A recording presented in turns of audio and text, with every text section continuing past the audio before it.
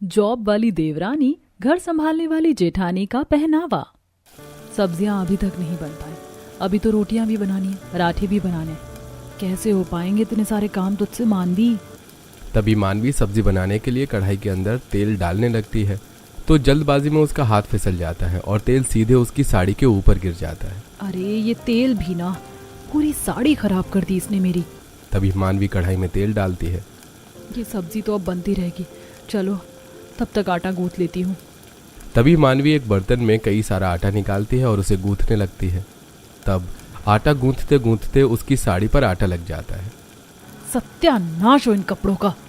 जब भी कुछ काम करती हूँ तो मेरे कपड़े ही गंदे हो जाते। इतने सारे लोग हैं मेरे ससुराल में, पर एक भी घर के कामों में मेरी सहायता करने नहीं आता। तभी मानवी की सास उर्मिला रसोई में आती है। उर्मिला ने डिजाइनर कीमती साड़ी पहनी हुई थी। उर्मिला को देखकर मानसी सिर पर पल्लू ले लेती है। मानवी की साड़ी काफी गंदी हो चुकी थी। मानवी बहू, तू खाना बना रही है या अपनी साड़ी गंदी कर रही है? जरा ढंग से काम कर। देख तेरी साड़ी पर कितना आटा और तेल लग चुका है। माँ जी, वो काम करते समय साड़ी गंदी हो गई। काम हमने भी किए हैं अपने जमाने में बहू, पर हमारे कपड़े तो कभी गंदे नहीं होते थे और हम तेरी तरह इतना गंदा काम नहीं करते थे। हमेशा सफाई का ध्यान रखते थे। इतना कहकर उर्मिला बाहर चली जाती है। 1000 बार कोशिश करती हूँ मैं कि काम करते समय मेरे कपड़े गंदे ना हो, फिर भी मेरे कपड़े गंदे हो ही जाते हैं। तभी कुकर की सीटी बजती है। ये तो चौथी सीटी है, कहीं चावल जल ना जाए। तभी मानवी हड़बड़ाते हुए उठती है तो मानवी के साड़ी का पल्लू गैस के स्टैंड पर अटक कर फट जाता है। अब तुझे भी बाकी साड़ियों की तरह फटना था। मानवी को खाना बनाने में बहुत ही तकलीफों का सामना करना पड़ रहा था। थोड़े समय बाद पालक मेथी की सब्जी, पुलाव, दाल, कढ़ी ये सब बन जाते हैं। तभी मानवी कई सारी रोटियां और पराठे बना लेती है। तभी वो सारा खाना लेकर बाहर आती है तो बाहर इस बड़े से घर के लिविंग रूम में डाइनिंग टेबल पर मानवी के सास ससुर उर्मिला मदन, बूढ़ी दादी जानकी देवी, पति अभय, 4 देवर अजीत कुमार, राहुल, विनय, 5 नंद, रिया, कोमल, दिया, पायल, अनीता और मासी सास सुजाता ये सब थे। मानवी के ससुराल वाले काफी अमीर और मॉडर्न लोग हैं। भाभी, मैंने आपको कितनी बार कहा है कि आप ऐसे साधारण सिंपल साड़ियां मत पहना कीजिए, और ये क्या, साड़ी इतनी गंदी और ऊपर से फटी हुई भी है। वो काम में ना कुछ गिरता ही रहता है साड़ी पर, इसीलिए साड़ी इतनी मैली दिख रही है। भाभी, आप इस घर की बहू हो और आपका ये ससुराल इतना अमीर है, पूरे शहर में हमारी काफी इज्जत है, तो आप अच्छे मॉडर्न टाइप में कपड़े पहना कीजिए ना। आपका ये हुलिया देखकर ऐसा लग रहा है जैसे आप इस घर की नौकरानी हैं। दीदी, इन्हें बोलने का कोई फायदा नहीं। असल बात तो ये है कि भाभी को हमारी इज्जत की कुछ परवाह ही नहीं है। मानवी बहू, तू भी अच्छी डिजाइनर साड़ियां पहना करना। ऐसे मनहूसों की तरह साधारण साड़ियां क्यों पहनती है? तू अगर आस पड़ोस वाले कोई तुझे ऐसी बेकार साड़ियों में देखेंगे तो वो क्या सोचेंगे हमारे बारे में कि हमारे ओबरॉय खानदान की बहू का हुलिया ऐसे भिखारियों की तरह है। माँ जी, मुझे बचपन से ऐसे ढीले कपड़े पहनने की आदत है। अरे कौन सी जवान लड़कियां ऐसे हल्के साधारण कपड़े पहनती हैं? तुम्हारी उम्र की लड़कियों को देखो, ऐसे मॉडर्न स्टाइलिश कपड़ों में रहती हैं वो, और एक तुम हो जो हमेशा नौकरों की तरह पहनावा पहनती हो। अबे बेटा, आजकल की नौकरानियां भी इतनी मॉडर्न हो चुकी है कि हम अमीर लोग भी उनके सामने फीके दिखते हैं। सब मानवी को काफी बुरा भला कहने लगते हैं। ये सुनकर मानवी दुखी हो जाती है। मैं आपकी बात समझती हूँ, पर मुझे घर में बहुत से काम रहते हैं और मुझे मॉडर्न टाइट कपड़े पहनना पसंद नहीं है। मैं हमेशा साधारण सिंपल कपड़े ही पहनती हूँ। अगर मुझे पहले पता होता कि तुम ऐसी हो तो मैं कभी तुमसे शादी नहीं करता। इतनी अच्छी अच्छी मॉडर्न लड़कियों के रिश्ते आए थे मुझे, पर पता नहीं क्यों मैंने तुम्हें पसंद कर लिया था। इतना कहकर अभय घर से बाहर चला जाता है। अभय और उसके भाई अलग अलग कंपनी में जॉब करते हैं। मानवी एक गरीब परिवार की साधारण सिंपल लड़की है। भाभी, लड़की अपने मायके में चाहे जैसे भी रहती हो, पर उसे अपने ससुराल आकर बदलना ही पड़ता है, अपने पति के लिए, अपने ससुराल वालों के लिए। हर पति की ख्वाहिश होती है कि उसकी पत्नी स्टाइलिश हो, मॉडर्न हो, मेकअप करती हो, मॉडर्न कपड़े पहनती हो। तुम्हारी बात सही है रिया, पर मैं मजबूर हूँ। सभी तब खाना खाकर वहां से चले जाते हैं। मानवी की 3 नंद कॉलेज में पढ़ाई करती हैं और 2 घर में रहती हैं। भगवान जी, मैं भी अपने पति को, अपने ससुराल वालों को खुश करना चाहती हूँ, पर मैं क्या करूँ? मैं मजबूर हूँ भगवान जी। परिवार का हर सदस्य मानवी के पहनावे को लेकर रोज उसे बातें सुनाता है। ये साड़ी भी फट चुकी है, चलो दूसरी साड़ी पहन कर आती हूँ, फिर घर की सफाई कर देती हूँ। तभी मानवी अपने कमरे में जाती है और दूसरी साधारण सिंपल साड़ी पहनकर बाहर आती है और घर की सफाई करने में लग जाती है।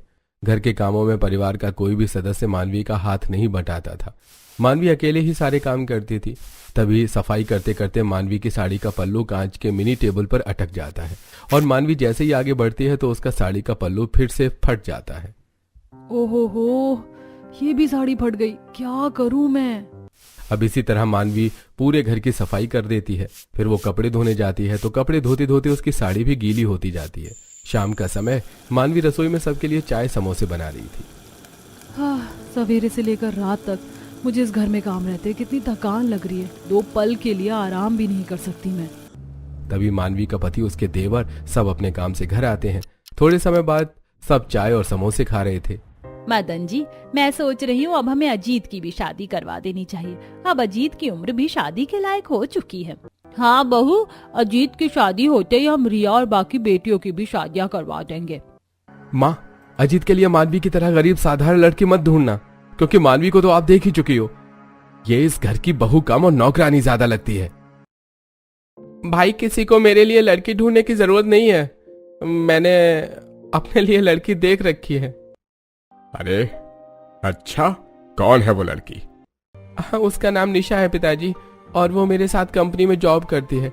पढ़ी लिखी है, मॉडर्न है, सुंदर है, और हम दोनों एक दूसरे से प्यार करते हैं। अगर लड़की हमारी तरह मॉडर्न है तो हमें कोई एतराज नहीं। हम 2 दिन बाद निशा के घर जाकर उसके परिवार वालों से रिश्ते की बात करेंगे। ये सुनकर अजीत काफी खुश होने लगता है। चलो अच्छा है, इस घर में मेरी देवरानी आ जाएगी तो मुझे थोड़ा आराम मिलेगा।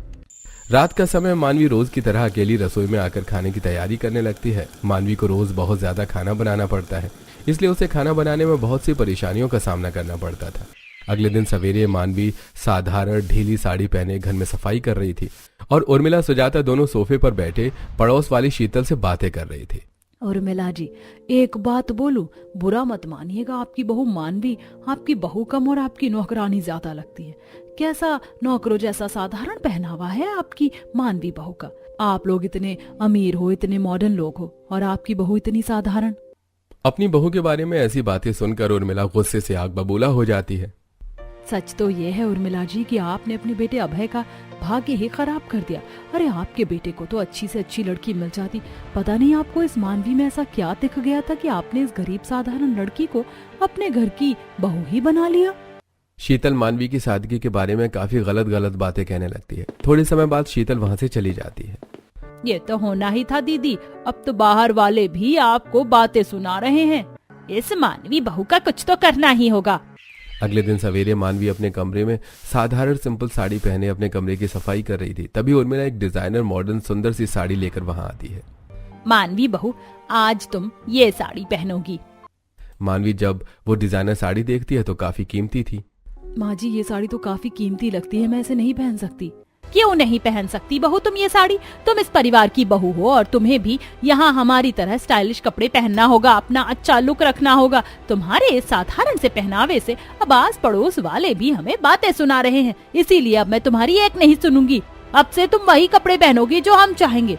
तुरंत ये साड़ी और गहने पहन कर आओ। उर्मिला साड़ी और गहने मानवी को देकर वहां से चली जाती है। ये माँ जी मेरी बात समझ क्यों नहीं रही हैं? थोड़े समय बाद मानवी वही सुंदर सी साड़ी पहने और सिर पर पल्लू किए कमरे से बाहर रसोई में आती है और रोज की तरह सबके लिए चाय नाश्ते की व्यवस्था करने में लग जाती है। अब ये साड़ी गंदी न हो इसलिए मानवी बहुत ध्यान से काम करने लगती है। ये माँ जी भी ना, अगर ये साड़ी गंदी हो गई तो? फिर क्या था, काम काम में मानवी की साड़ी पर कभी तेल लग जाता है तो कभी मसाला तो कभी आटा, जिससे मानवी की साड़ी काफी गंदी हो जाती है। थोड़े समय बाद जब वो घर की सफाई और बाकी काम करने लगती है तो घर के काम करने में भी उसे बहुत दिक्कत होने लगती है और काम में ये साड़ी कई जगह से फट भी जाती है। दोपहर का समय सब घर में सोफे पर बैठे थे। अब मानवी की साड़ी का हाल देखकर उर्मिला और सब दंग रह जाते हैं। ये क्या बहू, तूने एक ही दिन में इतनी कीमती सुंदर साड़ी की धज्जियां उड़ा दी। काम काम में मेरे कपड़े बहुत गंदे हो जाते हैं माँ जी, और ऊपर से फट भी जाते हैं, इसीलिए मैं नए कपड़े नहीं पहनती। ये क्या बात हुई भला बहू? इस दुनिया में तुम्हारी तरह हजारों महिलाएं हैं, वो भी अच्छे कपड़े पहनकर घर के काम करती हैं। उनके तो कभी कपड़े गंदे नहीं होते, न फटते हैं। दीदी, आपकी ये बहू न जानबूझकर ये सब कर रही है ताकि लोगों में आप सबकी बदनामी हो कि आप इतने अमीर लोग अपनी बहू पर ऐसा अत्याचार जुल्म करते हैं कि उसे ढंग के कपड़े तक नहीं पहनने को देते। नहीं मासी जी, ऐसी बात नहीं है। ऐसी ही बात है बहू। अब मुझे पूरी बात समझ आ चुकी है। तुम जानबूझकर लोगों में हमारी बदनामी करवाना चाहती हो। आज के बाद हम तुम्हें कभी कपड़ों को लेकर कुछ नहीं कहेंगे, क्योंकि तुम्हारी औकात ही नहीं है कीमती कपड़े पहनने की। सब मानवी को काफी बुरा भला कहने लगते हैं। रात का समय मानवी अपने कमरे में रोते हुए बैठी थी। सबको ऐसा क्यों लग रहा है कि मैं अपने ही ससुराल वालों को लोगों की नजरों में बुरा कर रही हूँ। अरे कोई तो मेरी मजबूरी समझिए। अब इसी तरह दिन प्रतिदिन बीतने लगे। मानवी रोज साधारण सिंपल साड़ियां पहनकर घर के सभी काम करने लगी। एक दिन उर्मिला अजीत की शादी निशा नाम की गोरी सुंदर लड़की से करवा दी थी। शादी के दूसरे दिन सवेरे सब घर में डाइनिंग टेबल पर बैठे थे। अजीत, निशा बहू कहाँ है? माँ, निशा कमरे में तैयार हो रही है। इधर रोज की तरह मानवी साधारण सिंपल साड़ी पहने रसोई में चाय नाश्ते की व्यवस्था कर रही थी। थोड़े समय बाद निशा शॉर्ट मॉडर्न ड्रेस पहनकर बाहर आती है। इन कपड़ों में निशा का पूरा शरीर दिखाई दे रहा था और उसने काफी अच्छा मेकअप भी किया हुआ था। तभी निशा सबके पास डाइनिंग टेबल पर आकर बैठ जाती है। निशा का ये पहनावा और लुक देखकर सबकी आंखें फटी की फटी रह जाती हैं। ची ची ची ची बहू, ये कैसे छोटे अजीब से शर्मनाक कपड़े पहनकर आ गई तू। तुझे बड़ों छोटों का कुछ लिहाज है कि नहीं? निशा बहू, ये कैसे अजीब से कपड़े पहने हैं तुमने? इन कपड़ों में तो तुम्हारा पूरा शरीर दिखाई दे रहा है। तुरंत जाकर ये कपड़े चेंज करके आओ और कोई सुंदर सी साड़ी पहन कर आओ। सासू मॉम, ये आजकल का फैशन है। आजकल सभी लोग ऐसे ही कपड़े पहनते हैं। पहनते होंगे बहू, पर इतने भी छोटे नहीं जितने कि तुमने पहने हैं। अजीत जी, ये क्या है यार? अब क्या मैं यहाँ अपनी मर्जी के कपड़े भी नहीं पहन सकती क्या? माँ, पहनने दीजिए ना निशा को ये कपड़े।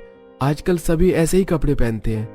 तभी मानवी रसोई से चाय नाश्ता लेकर बाहर आती है तो मानवी की साधारण साड़ी और साधारण सा लुक देखकर निशा जोर जोर से हंसने लगती है। निशा एक मॉडर्न लड़की है, वो हमेशा ऐसे ही मॉडर्न कपड़े पहनती है। Oh my God, जेठानी जी, ये किस तरह के कपड़े पहने आपने? आपका लुक देखकर तो ऐसा लग रहा है जैसे आप काम वाली बाई हैं। ये सुनकर मानवी दुखी हो जाती है। एक बहू मिली जिसे कपड़े पहनने का ही तरीका याद नहीं, और दूसरी ऐसी जो ऐसे कपड़े पहन रही है कि वो कपड़े कम और जिस्म की नुमाइश ज्यादा लग रही है। जेठानी जी, आप इतने बड़े परिवार की बहू हो, आपको यहाँ अच्छे कपड़े पहनना चाहिए। ये कैसे गरीबों की तरह साधारण कपड़े पहन रखे हैं आपने?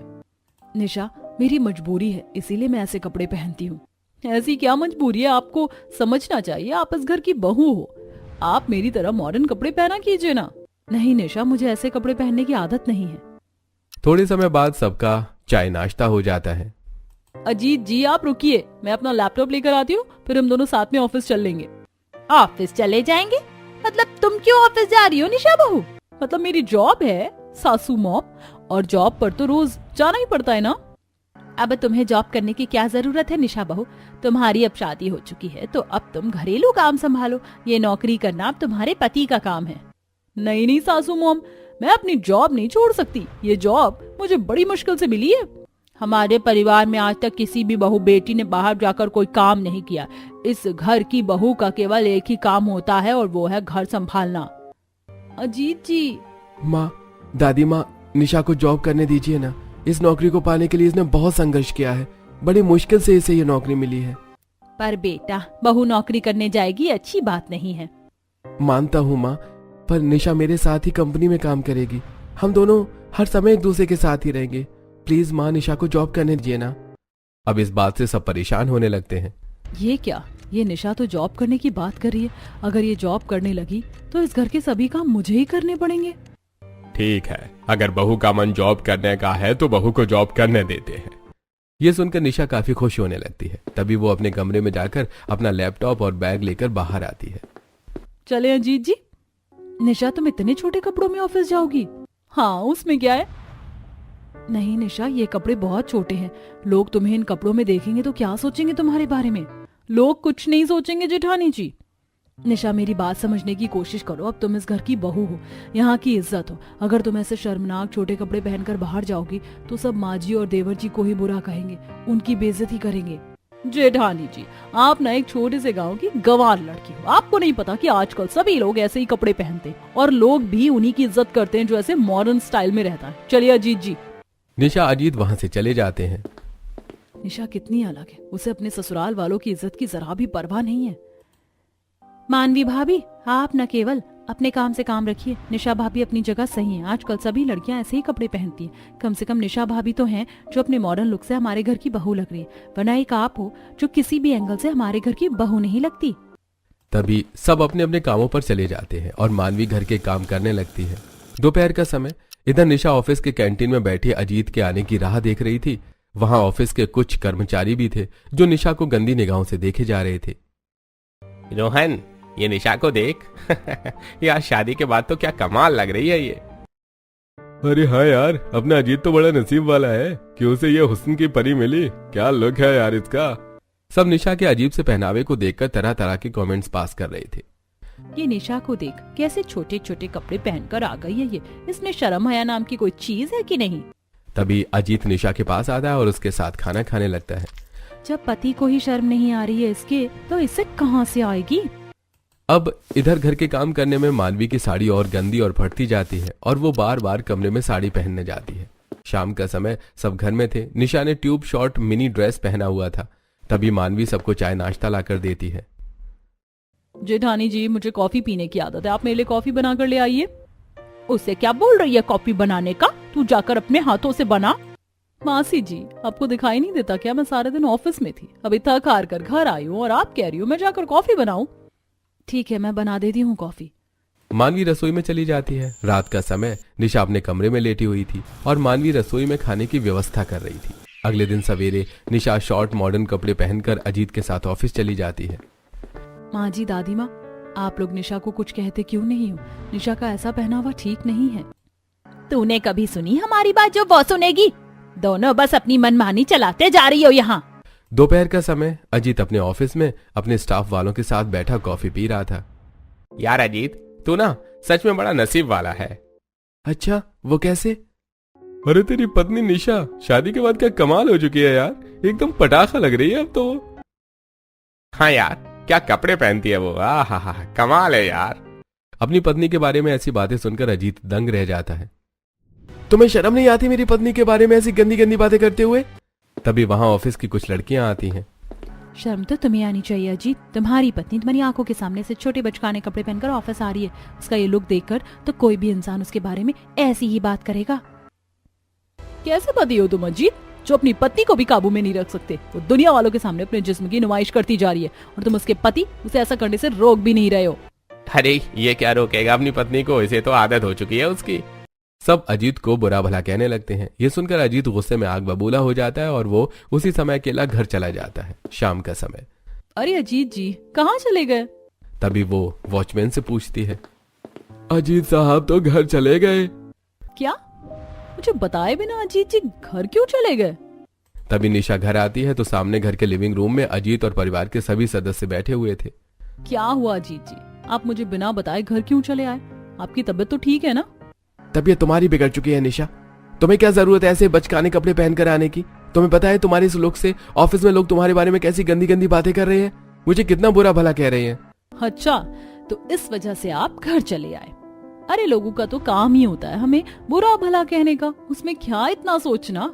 सोचना है बहू, तुम अब कुंवारी नहीं रही, अब तुम हमारे घर की इज्जत हो, इसीलिए अब से तुम्हें ऐसे कपड़े पहनना हमेशा के लिए बंद करना होगा। और कल से तुम्हारा ऑफिस जाना भी बंद निशा। कल से तुम घर में रहकर घर के काम करोगी। ये क्या बात हुई भला? मैंने आपको शादी से पहले क्या कहा था कि चाहे कुछ भी हो मैं अपनी जॉब नहीं छोड़ूंगी, और अब आप मुझे जॉब छोड़ने की बात नहीं कह सकते। ठीक है, अगर तुम्हें जॉब नहीं छोड़ना तो तुम ऐसे छोटे कपड़े मत पहना करो। अरे आप चुप करिए जेठानी जी, आप एक मामूली सी गरीब लड़की हो, आपको क्या पता इस पहनावे के बारे में? मेरा ऐसा लुक है तो आप सब जल रहे हो मुझसे। भला हम क्यों तुमसे जलेंगे निशा? हाँ, क्योंकि मैं इतनी मॉडर्न हूँ और आप ऐसी भिखारी की तरह रहती हो जिसे ना कपड़े पहनने का तरीका पता है ना रहन सहन का। ऐसी बात नहीं है निशा, मैं भी अच्छे कपड़े पहन सकती हूँ पर मेरी मजबूरी है। क्या मजबूरी है आपकी? हर समय आप बोलती रहती हो मजबूरी है मजबूरी है। क्या मजबूरी है आपकी? इस घर में बहुत से काम होते हैं और वो काम करने में मेरे कपड़े गंदे हो जाते हैं। काम करने में? अरे 2 काम करने में आपके कपड़े गंदे होते हैं? मेरी तरह एक दिन ऑफिस में जाकर काम करके देखिए, वहाँ स्टाफ वालों के बीच रहकर देखिए, वहाँ सब ऐसे ही मॉडर्न कपड़े पहनकर आते हैं अपने आप को सबकी नजरों में अच्छा दिखाने के लिए। मुझे ऐसे कपड़े पहनने पड़ते हैं। तो तुम्हारे कहने का मतलब ये है कि मेरे काम आसान होते? अरे मैं तो चुटकी बजाकर आपके काम कर सकती हूँ। अच्छा, अगर ऐसी बात है तो कल एक दिन तुम घर के सभी काम करके देखो और मैं अभी जी के साथ कल पूरा दिन ऑफिस जाकर काम करूंगी। हम दोनों को पता चल जाएगा कि किसका काम आसान है और किसका मुश्किल। ये सुनकर सब दंग रह जाते हैं। मानवी, निशा, ये क्या कर रही हो तुम दोनों? क्यों इतनी बहस कर रही हो? नहीं जेठ जी, अब इस बात का फैसला होकर ही रहेगा। कल मैं जेठानी जी को बता दूंगी कि बिना कपड़े गंदे किए मॉडर्न कपड़ों में भी घर के काम कितनी आसानी से होते हैं। इतना कहकर निशा अपने कमरे में चली जाती है। क्या हो रहा है ये, मेरी तो कुछ भी समझ में नहीं आ रहा है। अगले दिन सवेरे के 6 बजे निशा मॉडर्न मैक्सी ड्रेस पहनकर रसोई में आती है और चाय नाश्ते की व्यवस्था करने लगती है। बड़ी होशियार बन रही थी ना जेठानी जी सबके सामने। अब देखना मैं उन्हें कैसे घर के काम करके दिखाती हूँ। तभी निशा आटा गूंथने लगती है तो आटा उसके कपड़ों पर लग जाता है। ओह शिट, ये तो ड्रेस खराब हो गई। तभी वो चाय बनाने लगती है तो चाय उसके कपड़ों पर गिर जाती है। क्या हो रहा है ये, इतनी अच्छी ड्रेस खराब हो गई। तभी वो चाय नाश्ता लेकर बाहर आने लगती है तो उसका पैर ड्रेस के घेरे में अटक जाता है और वो धड़ से चाय नाश्ता लेकर नीचे गिर जाती है। तभी निशा उठकर खड़ी होती है तो उसके कपड़े फट चुके थे और काफी गंदे हो चुके थे। ओह शिट, सारा चाय नाश्ता भी गिर गया और ये कपड़े भी फट गए। चलो चेंज करके आती हूँ। निशा कमरे में जाती है और मिनी ड्रेस पहनकर बाहर आती है और फिर से चाय नाश्ते की व्यवस्था करने लगती है। थोड़े समय बाद सब डाइनिंग टेबल पर बैठे चाय नाश्ता कर रहे थे। मानवी ने सुंदर सी डिजाइनर साड़ी पहनी हुई थी। तभी मानवी अभय के साथ ऑफिस चली जाती है और इधर निशा घर में सफाई करने लगती है। बाप रे, हाँ, ये घर के काम भी कितने मुश्किल होते हैं यार। तभी निशा नीचे झुकती है तो पीछे से उसकी ड्रेस फट जाती है। ओह शिट, ये भी फट गई। तभी वो फिर से कमरे में आती है और हाई लो मॉडर्न फ्रॉक पहनकर बाहर आती है जो थोड़ा लूज था। ये ड्रेस थोड़ा लूज है, ये नहीं फटेगा। तभी वो घर की साफ सफाई करती है। फिर कपड़े धोने वॉशिंग मशीन के पास जाती है तो वॉशिंग मशीन खराब हो जाती है। इस मशीन को भी अभी खराब होना था। अब इतने सारे कपड़े मुझे हाथ से धोने होंगे। तभी निशा सारे कपड़े हाथ से धोने लगती है तो कपड़े धोने से उसके शरीर के सारे कपड़े गीले हो जाते हैं। दोपहर का समय, इधर अभय और मानवी ऑफिस में थे। वहां ऑफिस के कुछ कर्मचारी भी थे। यार अबे, तुम्हारी वाइफ तो सच में काफी संस्कारी है। तुम बड़े लकी हो जो तुम्हें इतनी सुंदर और प्यारी वाइफ मिली। आज के टाइम में भी इतने अमीर परिवार की साड़ी सूट पहनने वाली बहू मैं पहली बार देख रहा हूँ। सब लोग मानवी की सादगी की बड़ी तारीफ करने लगते हैं। इधर निशा रसोई में बैठी थी। उसके कपड़े पूरे गंदे हो चुके थे और रसोई में आटा राशन सब इधर उधर बिखरा पड़ा था। निशा के बाल बिखरे हुए थे। उसका हुलिया पूरा खराब हो चुका था। अरे काम है या क्या है, इतने काम। नहीं नहीं नहीं, मुझसे नहीं होंगे ये काम। तभी निशा बाहर आती है। ये क्या हालत बना रखी है तुमने निशा बहू अपनी। अरे मत पूछिए सासू मॉम, ये घर के काम तो मजदूरी करने से भी ज्यादा हार्ड होते हैं यार। हाँ, अभी तो हालत खराब हो गई इतने काम करके। पता नहीं जेठानी जी कैसे कर लेती हैं अकेले इतना सारा काम। बहू, तूने खाना बनाया कि नहीं? अरे यहाँ कपड़े चेंज करते करते मेरी हालत खराब हो गई और आपको खाने की पड़ी है। नहीं बनाया मैंने खाना। आज के दिन बाहर होटल से खाना मंगवा लीजिए। इतना कहकर निशा अपने कमरे में जाकर सो जाती है। शाम का समय, मानवी अभय सब घर आते हैं। तभी निशा सुंदर सी डिजाइनर साड़ी पहनकर अपने कमरे से बाहर आती है। निशा का ये लुक देखकर सब हक्का बक्का रह जाते हैं। निशा, तुम साड़ी में? कहीं मैं सपना तो नहीं देख रही हूँ ना? आई एम रियली सॉरी जेठानी जी। आप सच में काफी महान हो यार। आप अकेली कैसे इतने सारे काम कर लेती हो? मुझसे तो आधे काम भी नहीं हो पाए। अब समझ आया तुम्हें कि घर के काम कैसे होते हैं। इसीलिए मैं कभी नए कपड़े नहीं पहनती, क्योंकि मुझे पता है काम करने में कपड़े हमेशा गंदे होते हैं। हाँ बाबा, मैं 10 ड्रेस बदल चुकी थी, इतने कपड़े खराब हुए मेरे। निशा, आज ऑफिस से मानवी की इतनी सबने तारीफ की कि मैं क्या बताऊं। सच में साड़ी और सूट में कुछ तो बात है। लोग इसकी बड़ी इज्जत करते हैं। जेठानी जी, मैं आज से छोटे कपड़े नहीं पहनूंगी और हमेशा साड़ी या सूट ही पहनकर ऑफिस जाऊंगी। और सासू मॉम, घर के इतने सारे काम अकेले करना सच में बहुत मुश्किल काम है। आप घर में 2 नौकर रख लीजिए ताकि वो घर के काम में जेठानी जी का साथ दे सके। तभी उर्मिला निशा की बात मानकर अगले ही दिन घर में 2 नौकर रख लेती है, जिसके बाद निशा रोज ऑफिस में डिजाइनर साड़ी पहनकर जाने लगी और मानवी नौकरों के साथ घर के काम करने लगी। जिसके बाद मानवी के ऊपर काम का प्रेशर थोड़ा कम हो गया और वो कम काम करके खुशी खुशी अपना जीवन बिताने लगी।